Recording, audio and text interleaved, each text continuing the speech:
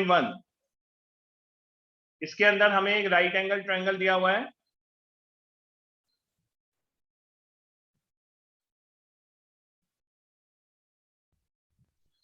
A B C, हमें तो बोला गया है 10th वाले में पी क्यू आर था, सॉरी,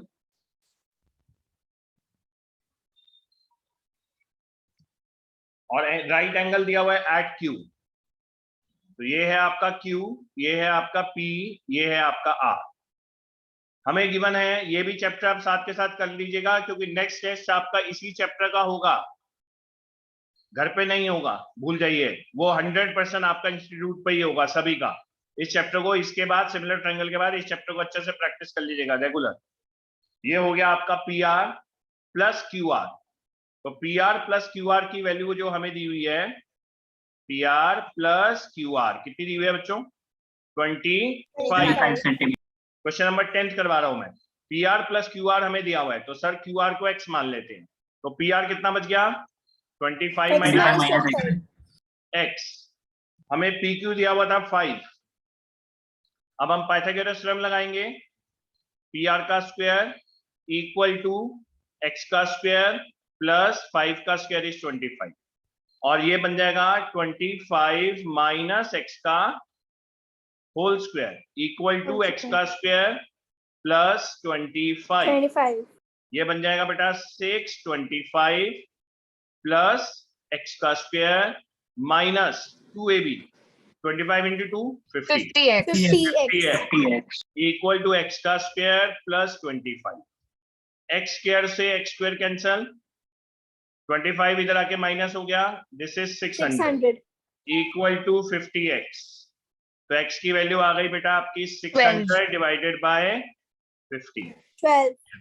द आंसर इज 12। तो अगर बेटा ये आपका 12 आ गया तो ये बन गया आपका 13। ठीक है, तो आपके पास 3 साइड्स आ गई। अब आपको जो निकालना है इस क्वेश्चन में साइन P, तो यहाँ देखें आप, आपको निकालना है sine P perpendicular upon hypotenuse. P का मतलब एंगल को यहां मानना है, देखें आप, एंगल को यहां मानना है, तो इसका मतलब P बन जाएगा यहाँ परपेंडिकुलर हेयर बेस हेयर, ये तो सेम ही रहेगा। तो परपेंडिकुलर हो गया आपका 12, हाइपोटेन्यूज हो गया आपका 13। ठीक है, तो ऐसे ही आप बाकी की वैल्यूज खुद निकाल लेंगे। Yes sir. cos P होता है बेस अपॉन H 5/13, और 10P होता है आपका P upon perpendicular by base. 12/5. yes, this is question number 10 of exercise 8.1। तो completed। नेक्स्ट चलते हैं अब हम।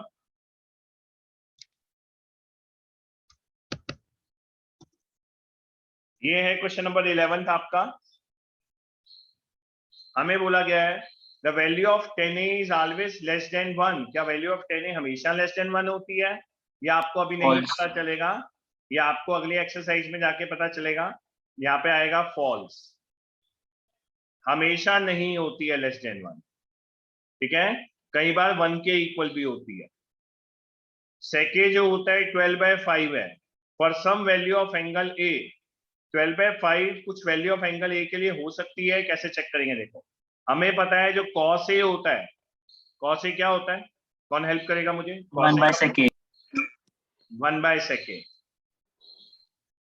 और cos A का formula base upon H, Hypotenuse. तो sec A क्या हो गया बच्चों?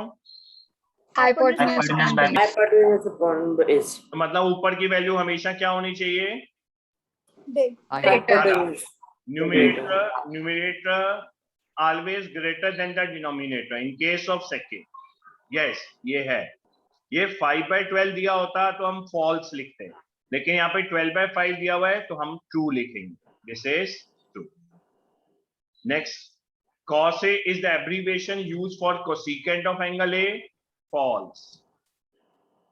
cos का मैंने बताया था कोसाइन, कोसाइन कोसेकेंट जो होता है वो कोसेक वो का cos Cos.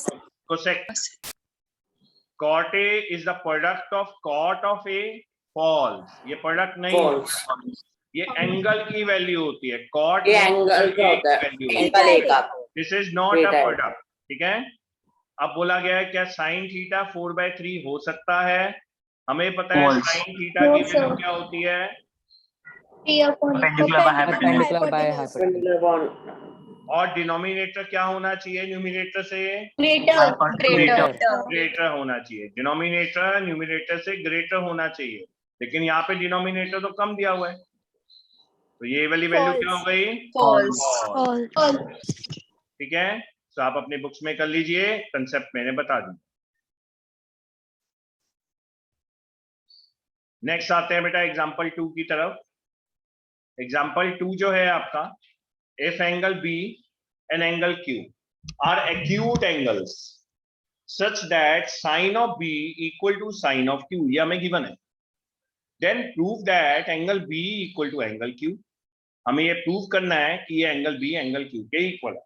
अब हमें गिवन क्या है, मोस्ट इंपॉर्टेंट क्वेश्चन में लिख लीजिए, टीचर्स कई बार देती हैं इसको, सिमिलैरिटी की हेल्प से हमें इसको करना होगा। ये दोनों अगर इक्वल हैं बच्चों, तो इसका मतलब क्या हो गया कि जो AC है, ध्यान से सुनना मैं क्या बताने जा रहा हूं, AC जो है बाय AB जो है वो भी PR जो है और PQ के इक्वल हो गया, राइट? Yes, sir. क्योंकि sine B equal to sine Yes, Q sir. है ना बेटा, ये हमें गिवन है ना, sine B equal to sine Q, तो these are also, these sides are also equal.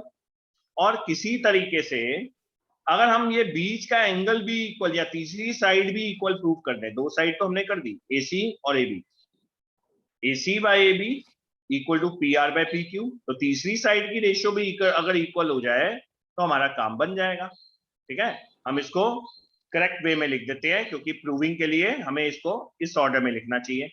AC bye PR, एक ट्रायंगल की एक साइड, दूसरे ट्रायंगल की एक साइड, इक्वल टू PR नीचे आ गया, AB by PQ. AB by AB PQ. by PQ. PQ।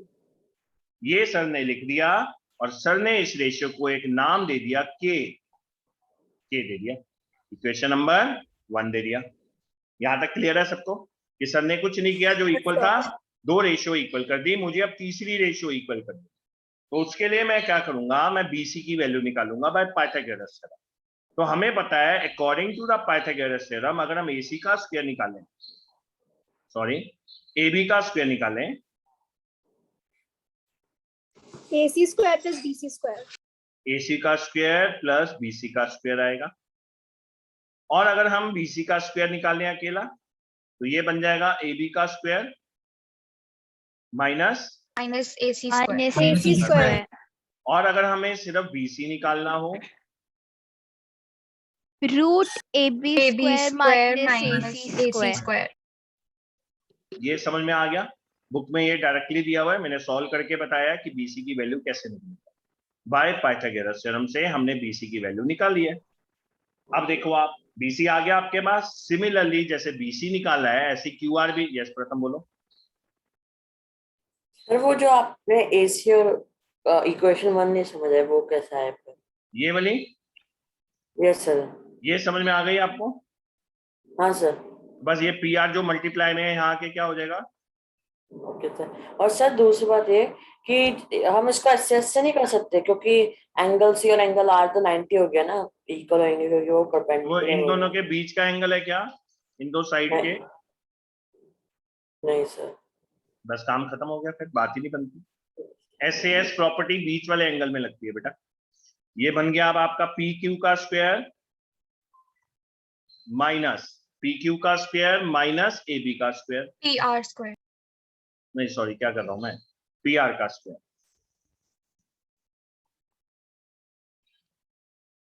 ये आ गया। तो आपने बची हुई साइड BC भी निकाल ली, बची हुई साइड QR भी निकाल ली। यहां तक क्लियर है आपको कि आपने बची हुई साइड Yes, sir. BC भी निकाल ली, बची हुई साइड QR भी निकाल ली। हम क्या करते हैं, इन दोनों साइड को हम डिवाइड कर देते हैं। ये बन जाएगा आपका BC डिवाइडेड बाय QR। ये बहुत इंपॉर्टेंट चैप्टर है, सो इसमें प्लीज एक भी क्लास अपनी मिस ना करें, बाद में बहुत पछताएंगे आप। ये अब ऊपर क्या है, AB का स्क्वायर Minus माइनस AC का square divided by PQ PQ square का square minus minus PR square. PR square. Under whole root P Q का स्क्वायर माइनस पी आर का स्क्वायर। ठीक है जी, ये हो गया। अब हमने इसको मार्क कर दिया, इसको, ये वाली वैल्यू। हमें अगर ऊपर से ए बी की वैल्यू देखो जरा, यहां दोबारा पे आ जाओ, दोबारा वाली इक्वेशन नंबर 1 पे दोबारा आ जाओ। फ्रॉम इक्वेशन नंबर 1 क्या मैं ए बी की वैल्यू निकाल सकता हूँ? Yes Yes, sir. From equation 1 A B के साथ क्या लिख सकते हो आप? It can be written as K into P Q. देखो ना, पी क्यू मल्टीप्लाई हो गया ना के साथ। ए बी को क्या लिख सकते हो? के into P Q. P Q Yes. उधर आके मल्टीप्लाई हो गया। ऐसे ही आप एसी को क्या लिख सकते हो? एसी को पी आर इंटू के K into PR PR. के इंटू पी आर। ये लो जी, ये दो वैल्यू मैं कहा डालूंगा? इस इक्वेशन में, ये जो हमने बीसी वाली बनाई है।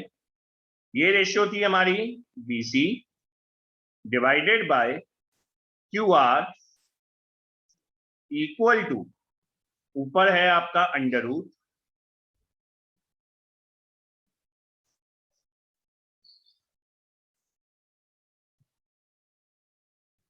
क्या वैल्यू डाल सकते हैं सर अंदर?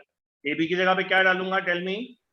PQ. P Q whole square A का स्क्वायर इंटू पी क्यू का स्क्वायर माइनस एसी की जगह पे क्या डालूंगा? यहाँ देखो, एसी की P जगह पे square, P Square PR square. Square. PR square. के का स्क्वायर इंटू पी आर का स्क्वायर। ये समझ में आ गया सर ने ऊपर कैसे वैल्यू डाल दी? ये इधर से निकाल ली है। ए बी यहाँ पे जाके मल्टीप्लाई हो रहा है, सी है। पी क्यू के साथ जाके मल्टीप्लाई हो रहा है। अब डिनोमिनेटर में कोई चेंज नहीं करना है आपको। पी क्यू का स्क्वायर माइनस पी आर का स्क्वायर। ऊपर से क्या कॉमन ले सकते हो आप? K square. square. के कॉमन ले square. सकते हो? चलो, के का स्क्वायर जब रूट के बाहर आएगा क्या बन जाएगा? के K. के बन जाएगा। तो ऊपर बन गया आपका पी क्यू का square Minus PR Minus. square. P R का स्क्वायर, और डिनोमिनेटर में आपकी वैल्यू आ गई PQ square minus PR square. Root P Q square minus P R square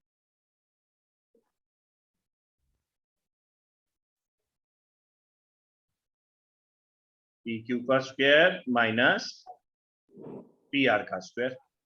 अब ये दोनों वैल्यूज आपस में कैंसिल आउट हो सकती हैं। यस ये Yes, हो। sir. तो आपका फाइनल आंसर क्या बचा? K. E C bye Q are equals के Is equal to K. आपका बचा बीसी। ये जो मैं नीचे लिख रहा हूँ विजिबल है आप लोगों को आपकी स्क्रीन पे? Yes Yes, sir. ये बन गया इक्वेशन नंबर 1। सॉरी 1 नहीं बनेगी, अब बनेगी 2. 2 बन गई। अब देखो आप, कंपैरिजन करेंगे तो इक्वल हो जाएंगे तीनों और Yes. SS very good. आज क्या बॉर्नवीटा पिलाया मम्मी ने? हॉर्लिक्स पिलाया? क्या पिलाया बेटा?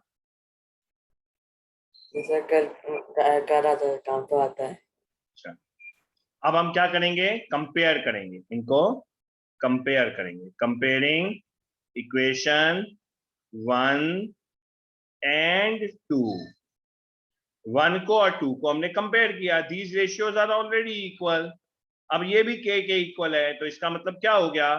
AC by P R is Is equal to AB by PQ. A B by P Q AB बाय PQ is equal to BC by QR. BC by QR. बाय QR। Triangle is similar by the triple S similarity. Triple S cut रही है triangle ABC is similar to triangle P Q PQR by triple A Plus similarity. Triple S SS. Angle B equal to angle Q by similarity. Yes. So therefore, angle B is equal to angle Q Q. by similarity. Similarity ठीक है, तो ये मैंने आपको पूरा करवा दिया। इस क्वेश्चन में स्टूडेंट को प्रॉब्लम आती थी एग्जाम्पल में, अब नहीं आनी चाहिए। अब इसको आप समझ के करो, एक बार खुद करो और आप लोगों को कभी प्रॉब्लम नहीं आएगी। ठीक है बेटा, सिमिलैरिटी आप पहले से कर चुके हैं। कोई डाउट इस क्वेश्चन में किसी को? कुछ पूछना है? No sir sure? कुछ भी नहीं पूछना किसी को भी? सबको समझ में आ गए अच्छे से? चलो आगे चलते हैं अब हम।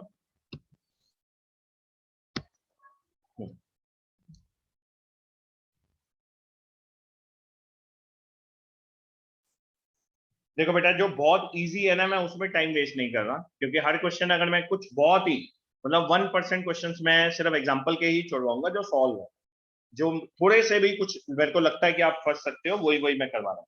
अब मैं करवा रहा हूँ एग्जांपल नंबर 5, और मैं जो मेरे को लगता है मुझे अपने मेथड से करवानी चाहिए। इसमें हमें दिया हुआ है कि in triangle OPQ right angle at P दिया हुआ है, फिगर आपको यहाँ पे बनी हुई है, OP 7 है, OQ माइनस PQ आपको गिवन है। तो फिर से मैं इसको x लेके ही करूंगा, मुझे वही मेथड इजी लगता है, आपको अच्छा लगता है तो आप कीजिए, अगर आपको कोई और मेथड से करना है तो आप उससे भी कर सकते हो। मैंने इसको मान लिया Q है ना, ये इसको मैं x मान लेता हूं। तो अगर इसको मैंने x मान लिया, हमें जो गिवन है, हमें क्या गिवन है फिगर में देखो, हमें गिवन है OQ minus OQ minus PQ equal to 1। तो सर ने कौन सी वैल्यू को माना है? PQ को x माना है। PQ तो OQ minus x equal to 1। OQ की वैल्यू क्या आ गई? 1 plus x 1 plus x. अब हम लगाएंगे बाय पाइथागोरस थ्योरम। x लेके बहुत जल्दी हो जाता है, वो लोग वैल्यू पे वैल्यू डाल रहे हैं, उससे बच्चे कंफ्यूज हो जाते हैं। आप एक को x ले लो, दूसरी वैल्यू अपने आप समझ में आ जाएगी। अब आप सीधा लगाओ पाइथागोरस थ्योरम, क्योंकि ये वैल्यू बन गई है 1 plus x। अब अगर हम पाइथागोरस थ्योरम लगाते हैं तो बन जाएगा आपका 1 plus x का whole square equal to x का स्क्वायर और प्लस ऑफ Plus 49. 7 square. 49. तो 1 plus x का square plus 2ab 2x. 2x. x का स्क्वायर और 7 7 दा 40। 49. 49. ठीक है, ये आ गया। अब ये x का square X cancel, cancel. Cancelled. Cancel. 2x equal to 49 48. 48. 48. Sir 48 आएगा। 48. 48. X equal to 24. x equal to 20। 24. 24. तो यहाँ पे मैं वैल्यूज लिख देता हूँ, ये 24 आ गया Q और ये solve 25. करके 20। 25. Q 25. अब आपको निकालना है साइन Q। तो sign Q P by H. PO upon perpendicular, by OQ. OQ. Upon H. लेकिन Q यहाँ पे है, देखो ये है, तो P तो ये बनेगा 7 upon 25. 7 7 upon upon 25. और 7 by base ये 25. बनेगा, 25. तो ये बन जाएगा 7 upon 25। 25. 25. अगला निकालना है Base cos upon Q P upon B upon H. Base B upon upon H. H। B upon H. Theta यहीं पर ही है, तो परपेंडिकुलर 24 सामने वाला upon बनता है 24 by 25. 24 by 24 25. by 4 upon 25. ये आंसर आ गया। बस बताओ कितना मुश्किल है। बेटा देखो, मैं कभी भी किसी भी स्टूडेंट को कभी एडवाइस नहीं करता आप 11th में मैथ छोड़ो, नहीं तो आपको बाद में कई सारे कोर्सेज में कॉलेज ड्यूरेशन में आप एलिजिबल ही नहीं होंगे, और बिना ट्रिग्नोमेट्री के 11th की मैथ्स हो नहीं सकते, ये भी मान लो।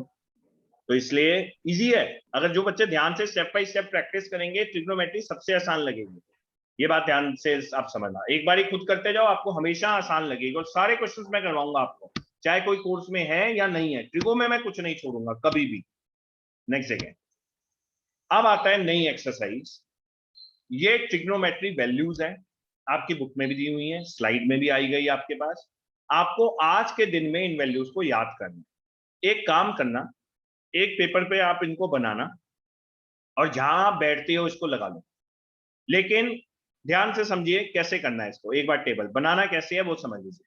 पहली बात, सिर्फ उन्हीं के क्वेश्चंस आएंगे जो 15 के मल्टीपल्स हैं, जैसे कि 0 degree, 30 degree, 45 degree, 60 degree, 90 degree.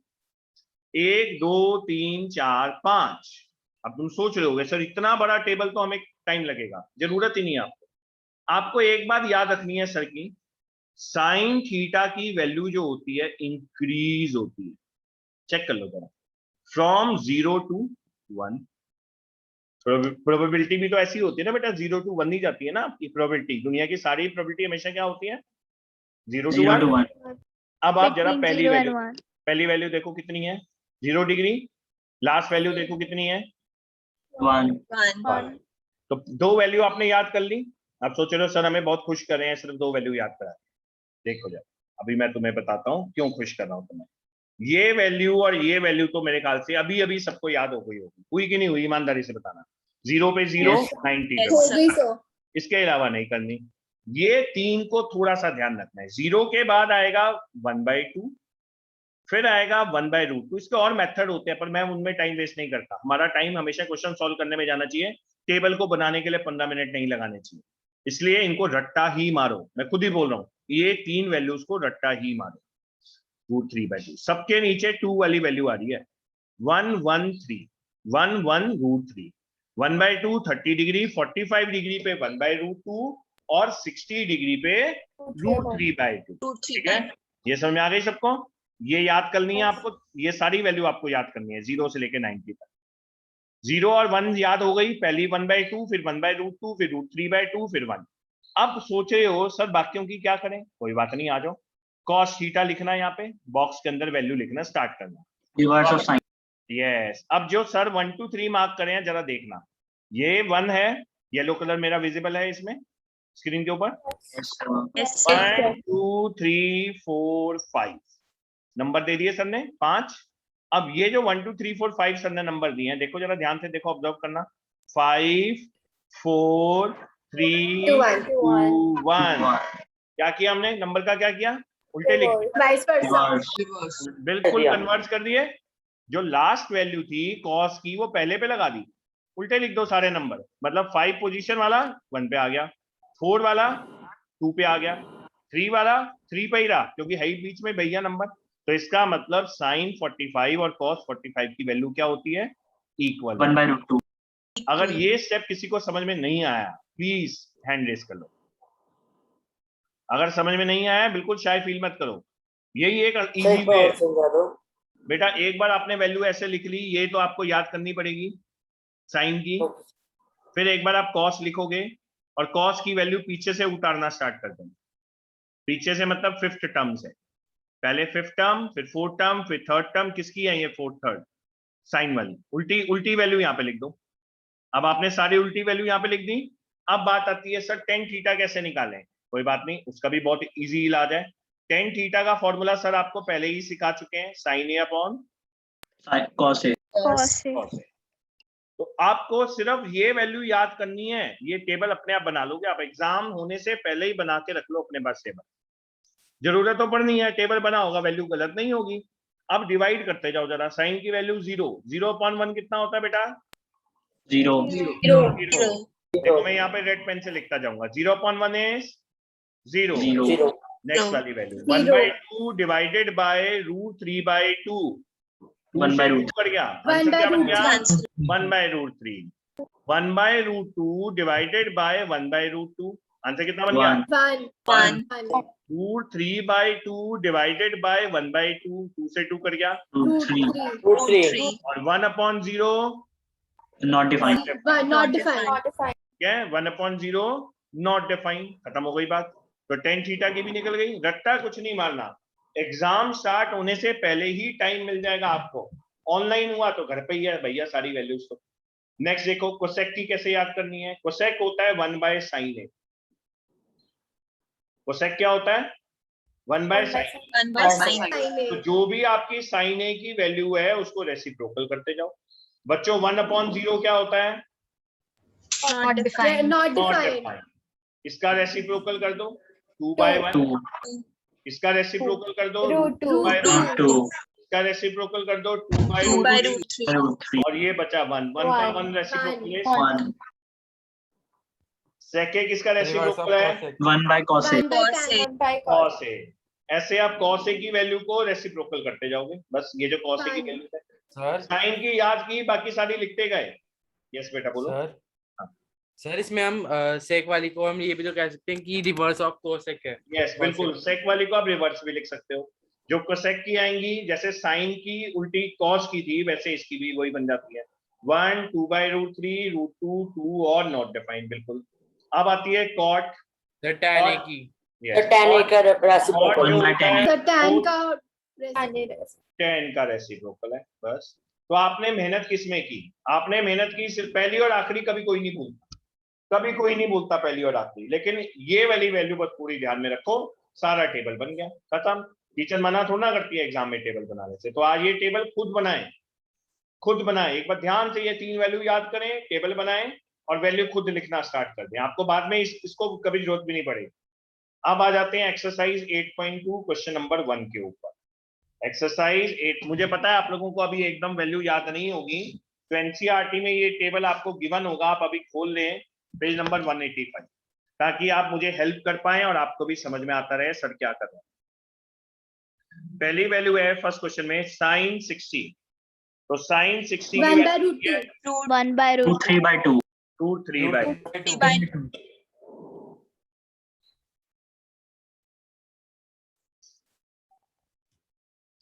root 3 by 2 into multiply by root 3 by cos 2 root 3 by 2 root 3 by 2. Root 3 by 2. sin 30 1 by 2. 1 by 2 1 by 2 1 into by 1 by 2 cos 60। 1 into by 1 by 2 तो आप देखें, observe करें, जो sin 60 की होती है वो cos 30 की होती है, जो cos sin 30 की होती है वो cos 60 की होती है, देख रहे हैं आप। अब root 3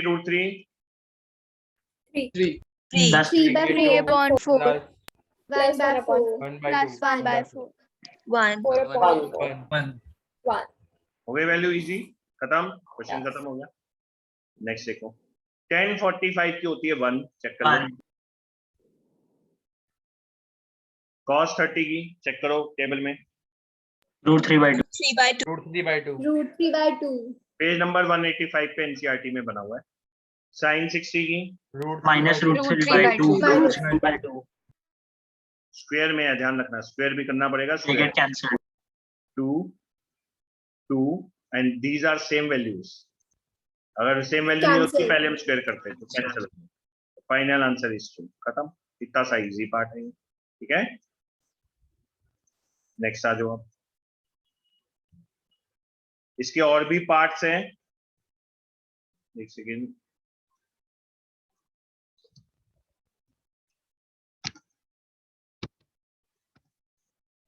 इसके और भी पार्ट्स हैं बेटा, वो भी मैं आप लोगों को बता देता हूँ, क्योंकि उनमें भी कईयों में प्रॉब्लम आती है। मैं आपको बता रहा हूँ सीधा इसका फोर्थ पार्ट, थर्ड पार्ट खुद ट्राई कीजिएगा। फोर्थ पार्ट हमें दिया हुआ है sin 30 plus 1045 and 45 minus cosec 30 60 minus cosec 60 upon sec 30 plus cos 60 plus cot 45 ठीक है जी। sin 30 की वैल्यू 1/2 होती है, चेक कर लो। 1 by 1045 की वैल्यू 1 होती है, 1 1. by root 2 तो sec 60 की वैल्यू 1. होती है नहीं 2/√3 1 by 2. 2/√3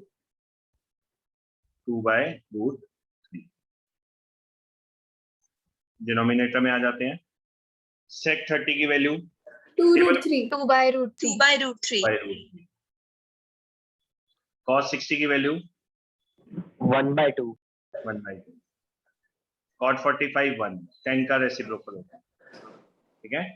तो ऊपर बन गया आपका एलसीएम 2√3।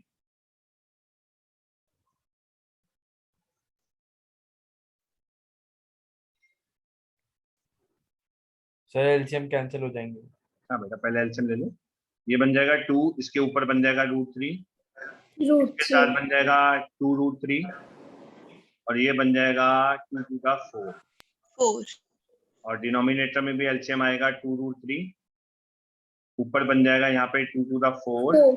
यहाँ बन जाएगा 2 है अकेला, तो अकेला आएगा 3. 3 और लास्ट में आएगा 2 2 root 3 2√3 से 2√3 कैंसिल, ठीक है। अब देखो जरा, √3 प्लस 2√3 कितना होता है बच्चों? 3 root 3 3 root 3 3 root 3. 3√3 Minus -4 4. और 4 denominator plus 3 root 3 4 plus 3 root 3. 3√3 plus 4। लेकिन इसके बाद क्या करते हैं, 9th क्लास याद करो, rationalizing rationalize rationalize. into 3√3 root 3 minus root 3 4. minus root 4 3√3 minus 4। -4. ऊपर तो आपकी बन गई आइडेंटिटी सर माइनस, नीचे बनेगी आप। ऊपर भी बनेगी बेटा, ऊपर Yes, a माइनस, ऊपर a माइनस b, ऊपर a माइनस b का होल स्क्वायर, नीचे बनेगी a square minus b square. a square minus b square। 3√3 √3 का square होल स्क्वायर माइनस 4 का minus स्क्वायर 4 कितना होता है? square. 16। 4 square 16। 16. ऊपर बनेगा a माइनस b का होल स्क्वायर, तो 3√3 का होल स्क्वायर आएगा, 3√3 का होल स्क्वायर प्लस 4 का स्क्वायर 16 माइनस 2a हो गया 3√3 इंटू b हो गया 4, और डिनोमिनेटर में आपका बनेगा 3 3 दा 9, 9 3 दा 27, 27 7 minus 6. 16 ऊपर भी ऐसे ही बन जाएगा 3 3 दा 9, 9 27 plus 16 27. प्लस 16 और माइनस 2 3 दा 6, 6 4 24 12√3. 24√3। 24√3। कैलकुलेशन बहुत ध्यान से करना, इसी वजह से मैंने ये क्वेश्चन करवाया है, इसमें बच्चे कैलकुलेशन गलती करते हैं। 27 में 11 16 चले गया 11। 11 अब देखो 27 प्लस 16 कितना हो गया? 33 43. 43, 43 minus 24√3 माइनस 24√3 और डिवाइडेड बाय 11। 11. यही आंसर है बेटा, ठीक है। अगर हमने कोई गलती नहीं की है तो यही आंसर है आपका। क्लियर है बच्चों? चलो नेक्स्ट चलते हैं। ये है अब आपका फिफ्थ पार्ट, फोर्थ था ये, फिफ्थ पार्ट। सर आंसर सही आया था। सही है, congratulations. Yes sir. Cos square 60 degree plus 1/4 sec square 30 degree. Third part मैं नहीं करवा रहा बेटा, थर्ड पार्ट आप खुद कीजिएगा, इजी है वो। Minus 10 square 45 degree whole divided by, किससे डिवाइड हो रहा है ये? Sine square Sin square 30 plus cos square 30. Plus cos square. अब आपको याद है सर ने एक फॉर्मूला आपको पहले से सिखा दिया था लास्ट क्लास cos में, square theta plus sin square theta equals Cos 1. square theta plus sin square theta is equal to 1. ये पहले से सिखा दिया था सर ने, तो नीचे जरा ध्यान दो, so it will be 1। ये क्या बन रहा है? कॉस स्क्वायर थीटा, दोनों थीटा सेम होने चाहिए, तो ये तो आपको बिना वैल्यू डाले ही 1 बन जाएगा, और वैल्यू डाल के भी देख लो तो भी 1 ही बनेगा, ठीक है। तो यू कैन अप्लाई डायरेक्टली, क्योंकि वहां पे एक्सरसाइज वाइज क्वेश्चन नहीं आएंगे आप। तो ऊपर बन गया 5। अब cos स्क्वायर 60 की वैल्यू देखेंगे, cos 60 की वैल्यू मुझे ध्यान है 1/2 होती है, तो ये आ जाएगी 1/2 का होल स्क्वायर प्लस 4 sec 30 की वैल्यू देखो कितनी होती है, sec होता है 1/2. 2√3 2√3. तो ये बन जाएगी आपकी बेटा 2/√3 का होल स्क्वायर whole square। -1, ठीक है। और होल डिनोमिनेटर में